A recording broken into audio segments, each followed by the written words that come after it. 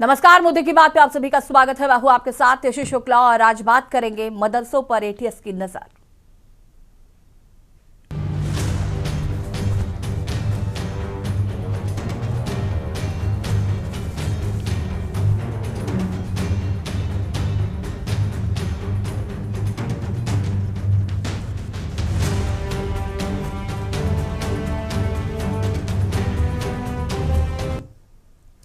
दिल्ली धमाके के बाद अब पूरे उत्तर प्रदेश में सुरक्षा एजेंसियां हरकत में है। एटीएस ने जांच का दायरा बढ़ा दिया है और अब मदरसों पर निगाहें सख्त हो चुकी हैं। बांदा, महोबा, हमीरपुर से लेकर कई जिलों में एटीएस ने सभी मदरसों से पढ़ने वाले छात्रों, पढ़ाने वाले मौलवियों और प्रबंधन की पूरी डिटेल तलब की है। नाम, पता, मोबाइल नंबर, आधार जानकारी, हर तथ्य, हर पहचान अब एटीएस की पड़ताल में है। बाना में 25 मदरसों से स्टाफ और स्टूडेंट्स का रिकॉर्ड मांगा गया है, जिनमें से सिर्फ 2 को सरकार से फंड मिलता है, बाकी 23 निजी खर्च पर चल रहे हैं। महोबा में भी एटीएस की प्रयागराज यूनिट ने हर मदरसे से बच्चों, मौलवी और प्रबंधकों का विवरण देने को कहा है। हमीरपुर में स्थिति और भी है। यहाँ पर 86 मदरसे पोर्टल पर है और प्रशासन का दावा है कि एटीएस को मांगी गई जानकारी भेजी जा रही है। लखनऊ में अल्पसंख्यक कल्याण विभाग का साफ कहना है कि मदरसों को अपराध का अड्डा नहीं बनने देंगे। एजेंसियों को पूरा सहयोग दिया जाएगा। हालिया मामलों में प्रयागराज और कुशीनगर में जाली नोट छापने, बहराइच में विदेशी नागरिकों को गलत शरण देने, जैश ए मोहम्मद कनेक्शन और डॉक्टरों व छात्रों की संदिग्ध गतिविधियों के इनपुट के बाद एटीएस अब कई स्तरों पर कार्रवाई में जुट गई है। सबसे दिलचस्प बात यह है कि ज्यादातर मदरसा संचालक इस जांच का समर्थन कर रहे हैं। उनका कहना है कि देश सबसे ऊपर है, जांच होनी चाहिए और मांगी गई जानकारी तत्काल उपलब्ध कराई जाएगी। तो बड़ा सवाल यह है कि क्या ये बड़ी कार्रवाई दिल्ली धमाके की कड़ी यूपी तक लेकर जा रही है? क्या ये जांच कई छुपे तारों को बेनकाब करेगी और क्या एटीएस के इस एक्शन मोड से सुरक्षा एजेंसियों को बड़ा सुराग मिल सकता है? हम लोगों से कि जितने जनपद में मदरसे संचालित हैं उनके मौलवियों की में पढ़ाने वाले मौलवियों की सूचना, जो अध्यापक हैं, प्रधानाध्यापक हैं, बच्चों की सूची ये हमसे मांगी गई है। और कितने दिन में देने के लिए कहा गया था? इसमें समय सीमा का कोई उल्लेख नहीं किया गया है। मदरसा पोर्टल पर रजिस्टर्ड बच्चे और यूडाइस पे जो बच्चे होते हैं उनमें सारा डिटेल होता है। वो सूचना हम लोग निकाल के उनको भेजेंगे और रैंडमली कुछ मदरसों की हम स्थलीय निरीक्षण भी करेंगे। कुल कितने मदरसे मदरसा पोर्टल पर जो सूची हमने देखी है उसमें 86 मदरसे। देखिए, अभी इस तरीके का कोई पत्र हमारे पास नहीं आया है आधिकारिक रूप से, और जब आएगा तो जो चीज़ें वो मांगेंगे उसके हिसाब से हम उसको देंगे, अवगत कराएंगे। इससे पहले भी बहुत मर्तबा हमसे जानकारी मांगी गई, जब जो जानकारी मांगी गई हमने दी है।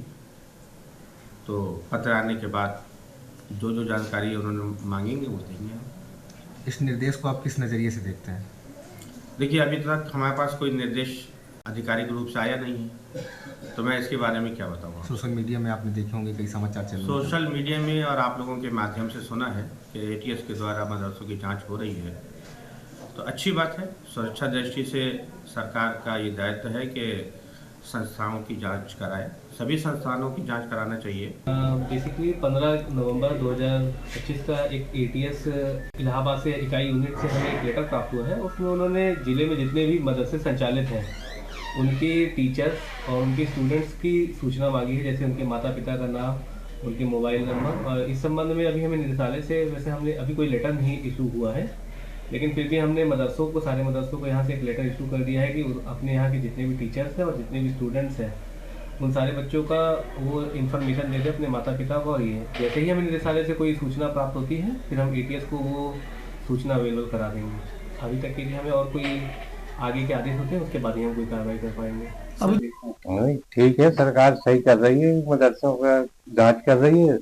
ठीक है, हमारे पास सारा रिकॉर्ड है। अगर कोई आएगा तो हम सब देंगे कौन बच्चे कहाँ के हैं। कोई बच्चा अपने मदरसे में कश्मीर की तरफ का भी है? नहीं, हमारे कश्मीर का कोई बच्चा नहीं। ये बेहतर नजरिया है, इसमें कोई बुरी बात नहीं है। और जो सरकार ने या एटीएस ने जो भी हुक्मनामा जारी किया है तो ये तो अच्छी बात है और सारे प्रूफ मौजूद हैं और इसमें कोई गलत नहीं है। ये सराहनीय कदम है सरकार का।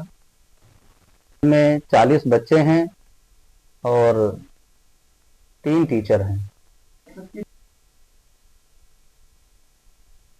संकट में आई एटीएस ने इलाहाबाद और चित्रकूट धाम मंडल के सभी जनपदों में लेटर भेज करके यहाँ जितने भी मदरसे हैं जो संचालित हो रहे हैं उन सब की लिस्ट मांगी है और उस मदरसों में जो छात्र पढ़ रहे हैं उनके आधार नंबर और मोबाइल नंबर पूरी डिटेल, साथ ही वहाँ पढ़ाने वाले अध्यापकों की भी सारी डिटेल अल्पसंख्यक कल्याण अधिकारी से मांगी गई है। अल्पसंख्यक कल्याण अधिकारी को एटीएस द्वारा भेजे गए लेटर में ये स्पष्ट रूप से लिखा गया है कि आपके जनपद में जितने भी मदरसे संचालित हैं उन मदरसों की सूची, छात्रों की और वहाँ पर पढ़ाने वाले अध्यापकों की आधार कार्ड सहित उनके जो मोबाइल नंबर है सारी डिटेल की जानकारी एटीएस को उपलब्ध कराएं। हालांकि अभी जो यहाँ अल्पसंख्यक अधिकारी हैं अभिषेक चौधरी, उन्होंने अभी ज़्यादा जानकारी देने से मना किया है, लेकिन उन्होंने जो ये बताया उनके बताने के आधार पर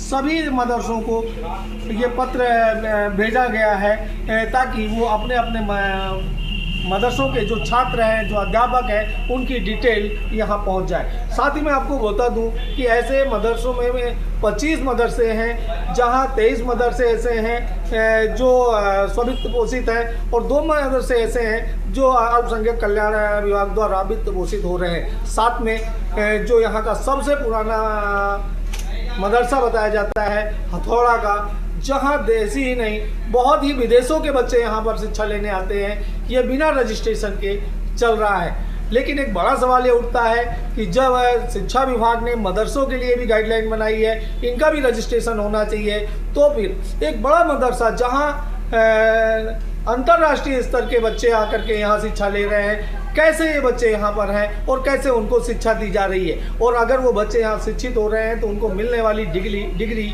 कितनी वैध होगी जब ये रजिस्टर्ड ही नहीं है।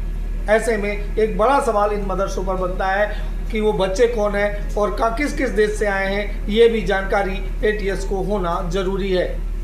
विकास भवन से के न्यूज़ के लिए भगत सिंह।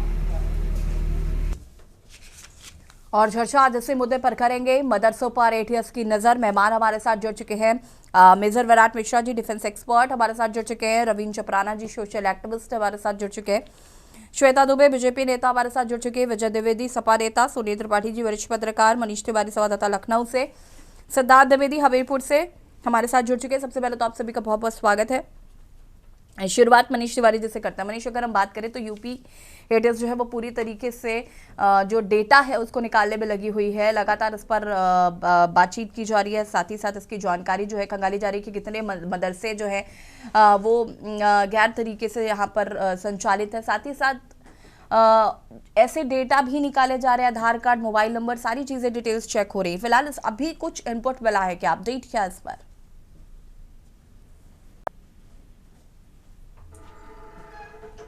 जी बिल्कुल, जिस प्रकार से अगर देखा जाए दिल्ली बम धमाके के बाद से जो है एटीएस काफ़ी सक्रिय है और एटीएस के द्वारा जो है सबसे पहले जो है देखा उनके द्वारा फंडिंग को लेकर के जो है पूरी जांच की गई, जिसमें मीट कंपनियों के ऊपर जो है उनके आयकर विभाग के द्वारा छापे मारे गए और पूरी रिपोर्ट जो है एटीएस को दी गई, जिसमें 1200 करोड़ का मामला अब तक निकल करके सामने आया हुआ है, जिसकी जाँच चल रही है कि ये फंडिंग कहाँ पर हुई है, इस गड़बड़ झाले में क्या क्या हुआ है। तो वहीं दूसरे पहलू पे अगर देखा जाए तो एटीएस ने जो है अल्पसंख्यक समाज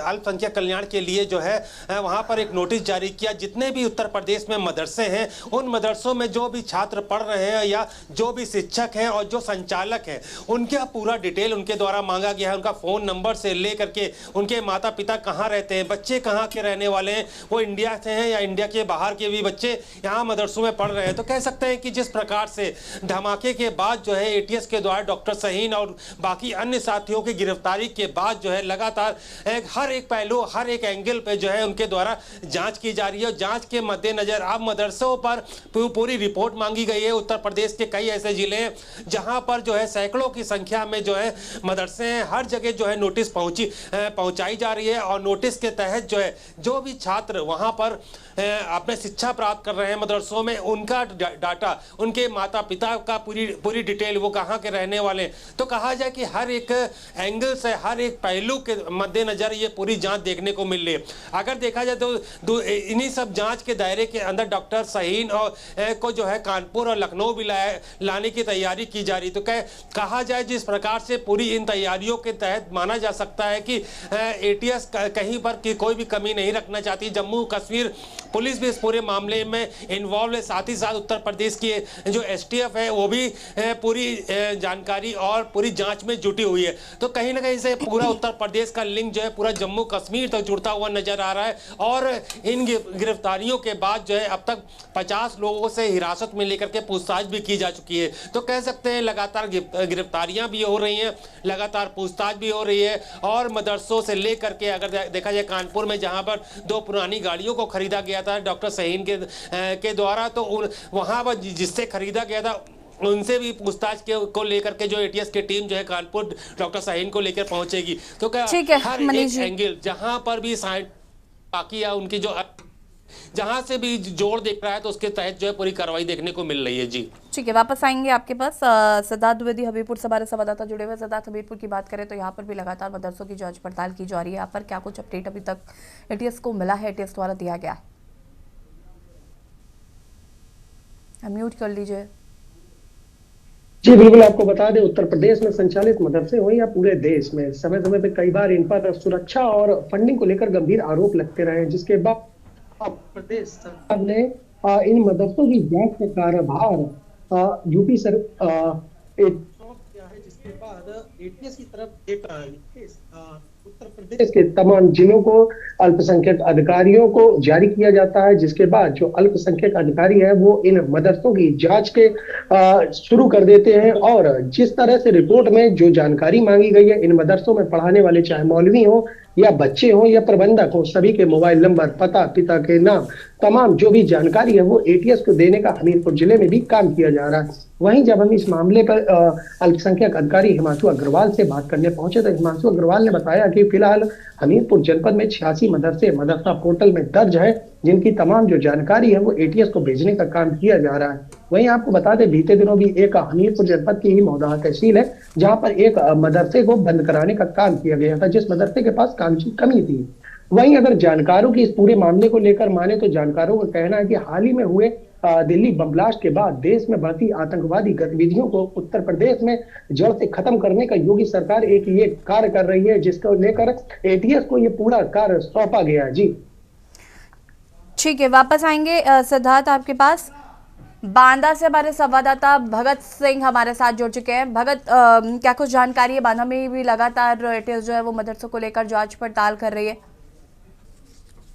मैं आपको बता दूं कि जिस तरीके से दिल्ली बम ब्लास्ट के बाद हरकत में आई एटीएस ने सुरक्षा की दृष्टि से पूरे जनपद में जो मदरसे हैं उनको ट्रेस किया जा रहा है, उनके कौन लोग पढ़ रहे हैं, उनके पहचान क्या है, वहाँ कौन अध्यापक है, उनकी पहचान क्या है, वो सारी की सारी डिटेल एटीएस के द्वारा अल्पसंख्यक विभाग से मांगी गई है। मैं आपको बता दूं कि वैसे तो बांदा में 25 मदरसे रजिस्टर्ड हैं, जिनमें से 2 सरकार द्वारा अनुदानित किए जा रहे हैं। साथ में एक मदरसा, एक बड़ा मदरसा जिसे हथौड़ा का मदरसा कहा जाता है, जिसे मिनी सऊदिया कहा जाता है, और यहाँ लगभग मुस्लिम कंट्रियों के बच्चे यहाँ पढ़ते हैं। तमाम मुस्लिम कंट्रियां हैं जहाँ के बच्चे यहाँ पर हैं, और ये मदरसा अपने आप में अभी रजिस्टर्ड नहीं है। यहाँ जो हमारे अल्पसंख्यक अधिकारी है उनका कहना है कि ये मदरसा रजिस्टर्ड नहीं है, और जब रजिस्टर्ड नहीं है तो इसके पर जांच होनी चाहिए। हालांकि पहले भी एटीएस इसमें जांच कर चुकी है, लेकिन क्या मामला है, क्यों इस पर अभी तक बंद करने की कार्रवाई नहीं की गई है कि अभी तक इसमें रजिस्टर्ड न होने के बाद भी, पोर्टल में रजिस्टर्ड न होने के बाद भी ये एक बड़ा मदरसा जहाँ लगभग हजारों की संख्या में मुस्लिम छात्र विदेशी यहाँ पर पढ़ रहे हैं, उनकी जांच पड़ताल अभी तक नहीं की गई है। हालांकि एटीएस यहाँ पर लेटर भेज करके। भगत जी, शुक्रिया आपका जानकारी साझा करने के लिए। सिद्धार्थ, आपका भी शुक्रिया जानकारी साझा करने के लिए, और मनीष आपका भी बहुत बहुत शुक्रिया जानकारी साझा करने के लिए। और बात कर रहे हैं मदरसों पर एटीएस की नज़र। मेजर विराट मिश्रा जी का सीधे रुख कर लेते हैं। विराट जी, अगर हम बात करें जिस तरीके से एटीएस लगातार मदरसों की जांच पड़ताल कर रही है, और बड़ी बात यह है कि जो मौलाना वगैरह है, मौलवी है, वो भी इसका सपोर्ट कर रहे हैं, समर्थन करते हुए नजर आ रहे हैं, उनके द्वारा डिटेल्स दी जा रही हैं, लेकिन कई ऐसे मदरसे संचालित हैं जो गवर्नमेंट से संचालित नहीं है, उन पर बाहर से फंडिंग की जा रही है। इस तरीके की गतिविधियां जो है वो देखने को मिल रही है, और कहीं ना कहीं यूपी सरकार का साफ तौर पर कहना है कि आतंकी शिक्षा किसी भी कीमत पर बच्चों को नहीं दिलाई जाएगी। साथ ही साथ सिलेबस में भी जो कुछ चेंजेस हैं वो भी किए जा रहे हैं ताकि बच्चों को एक समान जो पाठ्यक्रम है वो पढ़ाया जा सके। देखिए, ये जो पूरा कार्यक्रम हो रहा है, सरकार की तरफ से सब कुछ चल रही है, एजेंसियों की जांच, ये बेसिकली इसको एक सिक्योरिटी ऑडिट मानिए आप। और सिक्योरिटी ऑडिट जब होता है तो उसमें हर तरीके के एंगल पे जांच की जाती है। अल फलाह यूनिवर्सिटी का अगर आप एग्जाम्पल लें, अगर उसका उदाहरण लेंगे तो आप देखेंगे कि पढ़े लिखे लोगों का नेटवर्क तंत्र सामने आया था, और उसी के क्रम में ये एक कदम और थोड़ा नीचे जाके इन्होंने मदरसों से जांच शुरू करी है। लगभग 4000 से अधिक मदरसों की फंडिंग कैसी है, उनका प्रबंधन कैसा रहा है, शिक्षकों और छात्रों की पहचान की, कौन आया कौन गया, कितने दिन पढ़ा, किसने कितने दिन पढ़ाया, क्या उनको वेतन दिया गया, ये सारी चीजें देखी जा रही हैं। आपको याद होगा कि उमर उल नबी जिसने ब्लास्ट किया था दिल्ली में, वो भी अल फलाह यूनिवर्सिटी में उसका काम था, पर वो वहां पे अटेंड नहीं करता था अपनी क्लासेस, वहां पे पूरे समय नहीं रहता था, और यूनिवर्सिटी के एडमिनिस्ट्रेशन ने उसको खुली छूट दे रखी थी। तो ये सारी चीजें कहीं ना कहीं टेरर एंगल की ओर इंगित करती हैं कि अगर इस तरीके की चीज हो रही है, जो आदमी वैतनिक है, जिसको सैलरी मिल रही है, वो वहां पे नहीं आता और फिर भी इस तरीके की चीजें कर रहा है, तो इसीलिए ये सारे डेटा जुटाए जा रहे हैं। और इसमें एक क्रम आप ये देखिए कि सबके मोबाइल नंबर्स लिए जा रहे हैं, आधार नंबर लिए जा रहे हैं। जब आधार नंबर आप लेते हैं तो जो हमारी जो सिक्योरिटी एजेंसीज हैं वो कई सारी चीजें लिंक कर पाती हैं, क्योंकि पैन कार्ड लिंकिंग मैंडेटरी कर दी गई है, तो पैसों का फ्लो ट्रैक करना आसान हो जाता है। उसके साथ ही आपकी सोशल मीडिया प्रोफाइल को ट्रैक करना सरकार के लिए इजी हो जाता है कि इस नंबर से कौन सी सोशल मीडिया प्रोफाइल लिंक्ड है, उसको देखना आसान हो जाता है। और साथ में आपका परमानेंट एड्रेस मांगा जा रहा है, यानी कि स्थायी पता। जब स्थायी पता मिल जाता है तो आप भले ही आप ये दिखा के रह रहे हो कि आज मैं कानपुर में रहता हूँ, पर आप रहने वाले हो सकता है देवबंद के हो, तो वहां पे आप छापा मारना, वहां पे पकड़ना, संदिग्धों को मैप करना, ट्रैक करना, वो आसान हो जाता है।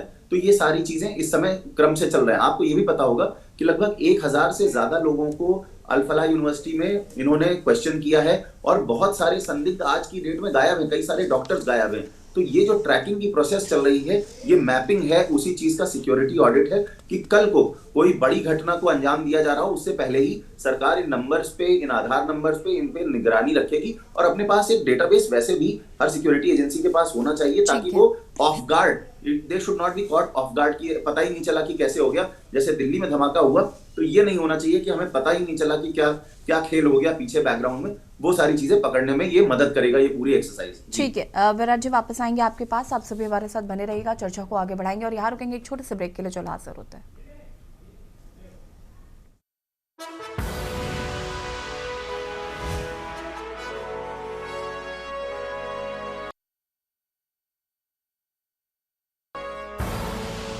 आप देख रहे हैं के न्यूज, खबरों का सारथी।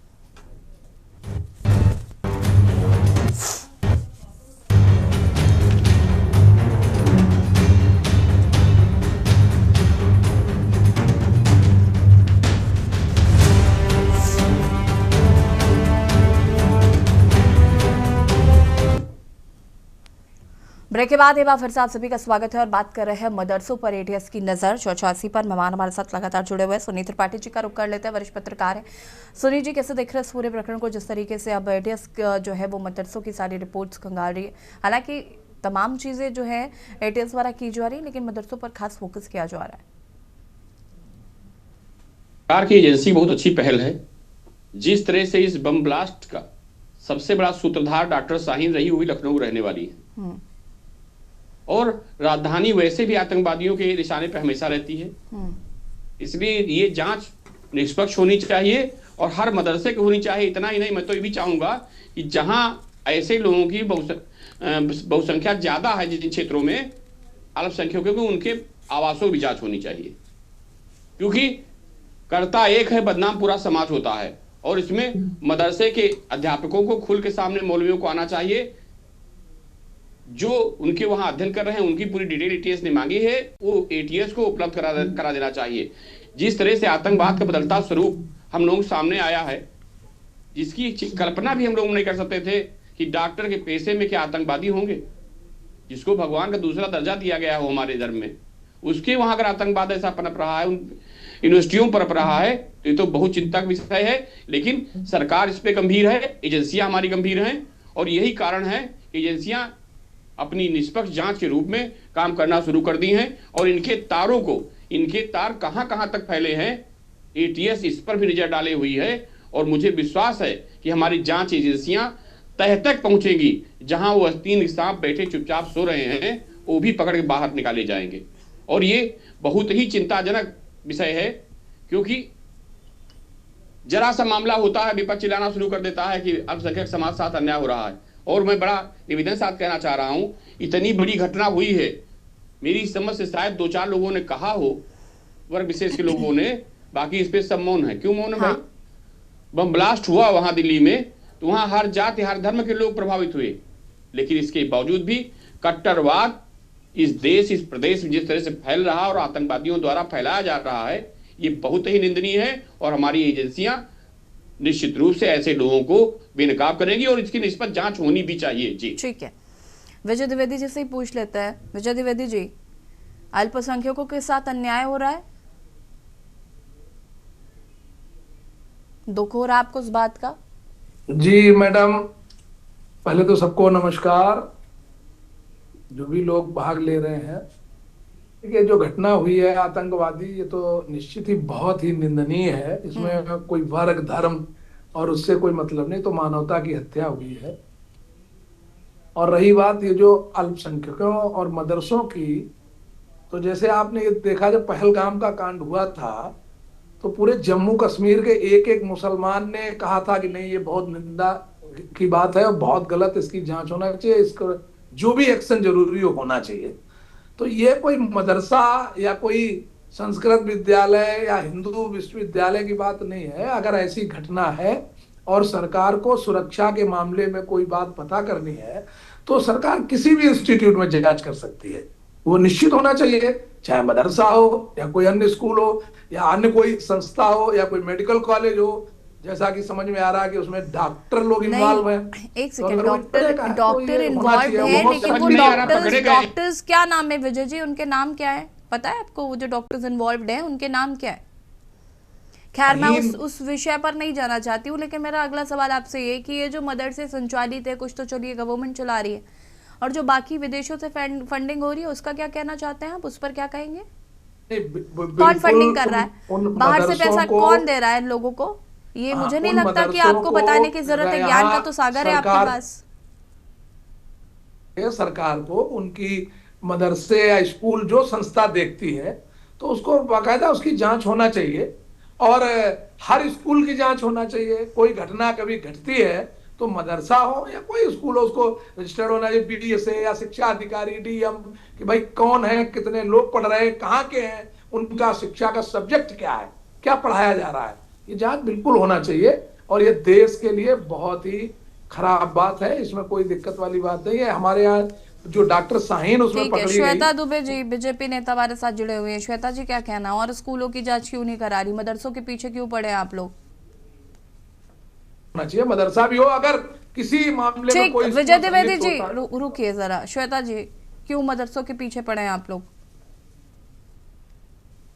मैं आपकी बात से बहुत ही दुखी हुई कि आपने मतलब आज यहाँ संस्कृत विद्यालय या अन्य विद्यालयों की कोई भी बात नहीं हो रही थी, केवल एटीएस के द्वारा मदरसों की जांच की मांग हो रही थी। लेकिन आप इतने संवेदनशील मुद्दे पे, देश की सुरक्षा के मुद्दे पर भी राजनीति कर रहे हैं, ये शर्मनाक है।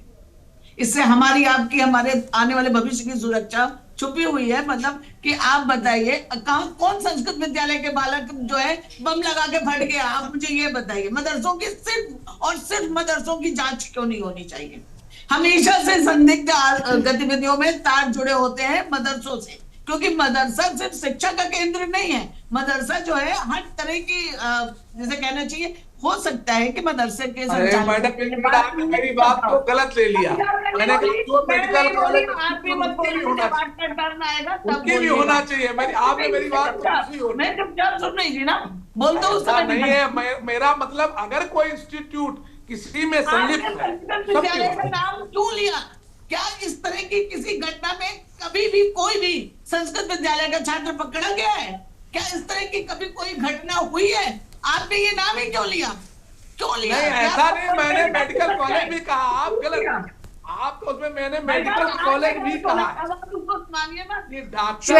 श्वेता जी, आप सिर्फ इस बात पर क्यों भड़क रही कि उन्होंने संस्कृत विद्यालय का नाम ले लिया? इस बात के लिए आप अकेले क्यों? अगर के मुद्दे पर जब हम अगर लिप्त है तो होना चाहिए, नहीं लिप्त है नहीं नाम आता, कोई लेना देना नहीं। हमारा मदरसों से कोई दुश्मनी नहीं है, हमारी किसी से भी कोई दुश्मनी नहीं है। अरे भाई, अगर मदरसों से कोई डर नहीं है तो खूब जांच कर होना चाहिए, बिल्कुल होना चाहिए, उसमें क्या दिक्कत है? मदरसों की पूरी जांच होना चाहिए। और अगर डॉक्टर संलिप्त है तो पूरे मेडिकल कॉलेज, अस्पताल, हॉस्पिटल, उनकी भी पूरी जांच होना चाहिए। ये भी मैं कह रहा हूं भाई कि उसकी पूरी जांच होना चाहिए, उसमें कोई उसकी बात नहीं है, हिचक की बात नहीं है। अगर वो इस तरह के उसमें लिप्त है, ठीक है, तो पूरी जांच। रविंद्र चपराना जी, मैं उन मुद्दे पर नहीं ले जाना चाहती हूँ, इसलिए मैं इस बात को इधर ही रख रही हूँ। नहीं तो अबू आजमी जी ने सबसे पहले घटना के बाद यही कहा था कि निर्दोषों को परेशान न किया जाए। देखिए, राजनीति भी राजनीति की जगह पर होनी चाहिए, ऐसे संवेदनशील मुद्दों पर राजनीति नहीं होनी चाहिए, क्योंकि हम और आप दोनों लोग ही इस देश के निवासी हैं। नहीं, उसमें राजनीति की बात ही नहीं है। रविंद्र चपराना जी, क्या कहना है इस पूरे मामले को लेकर? ठीक है, रजत द्विवेदी जी और श्वेता दुबे जी। जी रविंद्र चपराना जी, आपको आवाज मिल पा रही है? रविंद्र जी जी मिल रही है मेरे को आवाज। जी, अपनी बात को पूरा करें। जी, आपको, आपके पूरे चैनल को और आपके जो मेरे साथी जो बैठे हैं सबको मेरा नमस्कार जी। आज इतना गंभीर मुद्दा, सरकार जागी है, एटीएस जो हमारी फोर्सेस हैं उन्होंने एक महत्वपूर्ण कदम उठाया है। और अभी मैं सुन रहा था, पक्ष विपक्ष भी अपनी बातों को रखना चाहते हैं और काफी दिन से कई चैनलों पे भी आ रहा है कि कुछ राजनीतिक पीड़ित लोग भी अपना अपना बीच में पार्टी के लिए कुछ ना कुछ ऐसा डाल देते हैं जिससे बवाल होने का खतरा बन जाता है। अभी मैं ये सोच रहा था कि आप जितना भी जो बताए तो 90 ने कहा कि सबका मदरसों की जानकारी होनी चाहिए, वो कह रहे 90 तो मिलाओगे तो मदरसे को चलवाने वाले या जितने लाते हैं बराबर एक समाज को विभाजित करने वाले जो नेता पीड़ित हैं, जिनको समाज को लगता है कि हमारा समाज बहुत सीधा सरल है, उनके लिए उन्होंने कितना शोर मचाया टीवी में आकर कि इनका नहीं होना चाहिए, इनका क्यों नहीं होता। अच्छा, मेरी बात एक समझ में नहीं आती इन लोगों को, ये जो राजनीतिक पीड़ित आदमी हैं, ये इनको एक भी हिंदुस्तान में एक ऐसा आप कोई संस्कृत का विद्यालय ऐसा बताइए कि जिसमें पूर्ण जानकारी के बगैर किसी को संस्कृत पढ़ाई जाती हो। अब मदरसों में जो होता है तो आप देखिए ना क्या हो रहा है, उजागर है। अब ये कह रहे हैं कि अगर कोई डॉक्टर नहीं, डॉक्टर ही पकड़े गए हैं। मतलब देखो शब्दों को किस तरह से बचाव किया जाता है कि किसी तरह से उन लोगों का अभी भी बचाव कर रहे हैं लोग। मेरे को बड़ी शर्मिंदगी होती है कि ये लोग ऐसा क्यों करते हैं। अरे भाई, डॉक्टर पकड़े गए हैं, पूरा नेक्सस पकड़ा गया है, पूरा यूपी क्या पूरी दिल्ली पूरे देश को हिलाने की इनकी कोशिश जो करी गई है, उसमें कौन है? ठीक है रविंद्र जी, डॉक्टर भी है। ठीक है विराट जी, अंतिम प्रतिक्रिया मैं आपकी इस पर लूंगी कि क्या मदरसों में जिस तरीके से मॉडर्नाइजेशन, डिजिटल रिकॉर्ड और पारदर्शिता की कितनी जरूरत है? बहुत कम शब्दों में आपका जवाब चाहूंगी इस पर। ये सारी मैपिंग होना, साथ में एक एक आदमी का रिकॉर्ड, और वो भी सरकार के पास होना जरूरी है। इतने ज्यादा संवेदनशील है ये सब जगहें, मतलब सिर्फ बात मदरसों की नहीं कर रहे हैं, जहां पे भी आपका टेरर नेटवर्क मैप होता है, जुड़ा हो पाया जाता है, उनको सबको मैप करना और सबसे इंटरोगेशन करना, ये सारी सिक्योरिटी एजेंसीज का काम है और वो कर भी रहे हैं। और आने वाले समय में आपको और भी ऐसे स्लीपर सेल्स जो बिल्कुल आज की डेट में चुपचाप बैठे हुए हैं, कहीं कुछ उनका हिलडुल नहीं रहे, उनका भी आपको पता चलेगा कि ये लोग और पकड़े जाएंगे, इसमें कहीं कोई संशय की बात नहीं है। बिल्कुल, आप सभी का बहुत बहुत शुक्रिया चर्चा में शामिल होने के लिए। और बात कर रहे हैं मदरसों पर एटीएस की नज़र, जिस तरीके से एटीएस लगातार जो मदरसों का डेटा है उसे खंगालने की कोशिश करे, किसी तरीके की कोई आतंकवादी घटना ना घटे, इसको लेकर लगातार एटीएस द्वारा काम किया जा रहा है। खास पेशकश में फिलहाल इतना ही। देखते रहिए के न्यूज़ इंडिया। नमस्कार।